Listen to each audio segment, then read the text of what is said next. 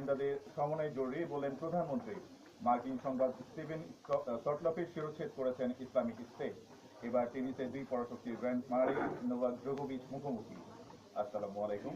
আমন্ত্রণ বিকেলের খবরে, সাথে আছি আমি উত্তম ছেত্রী। শুনলেন শিরোনাম, এবার বিস্তারিত। সন্ত্রাসী হুমকি মোকাবেলায় এশিয়া প্রশান্ত মহাসাগরীয় অঞ্চলের গোয়েন্দা সংস্থাগুলোর মধ্যে সমন্বয়ের উপর গুরুত্ব আরোপ করেছেন প্রধানমন্ত্রী শেখ হাসিনা। বিশ্ব আজ যে বহুমাত্রিক সন্ত্রাসী হুমকির সম্মুখীন, তা কোনো দেশের পক্ষে এককভাবে মোকাবেলা করা সম্ভব নয়। এর জন্য পারস্পরিক সহযোগিতা বৃদ্ধি করতে হবে।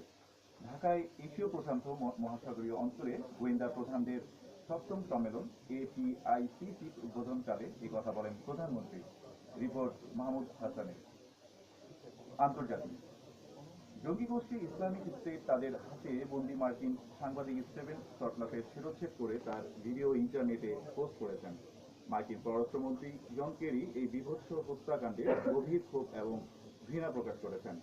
সটলফকে হত্যার হুমকির পর তার মা এক ভিডিও বার্তায় ইসলামিক স্টেট নেতাদের প্রতি ছেলের জীবন রক্ষার আবেদন জানালেও তাতে কর্ণপাত করেননি তারা। দেখুন ডেস্ক রিপোর্ট। এবার খেলার খবর। টেনিস।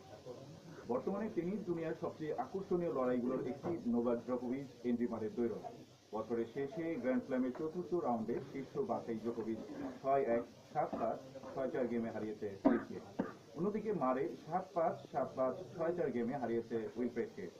দুইজনই এর আগে 20 বার মুখোমুখি হলেও 12 বারই জয় পেয়েছেন জোকোভিচ। অপরদিকে 8 বার জিতেছেন মারে। বিস্তারিত ডেস্ক রিপোর্টে। এই ছিল বিকেলের খবর। সাথে থাকার জন্য ধন্যবাদ।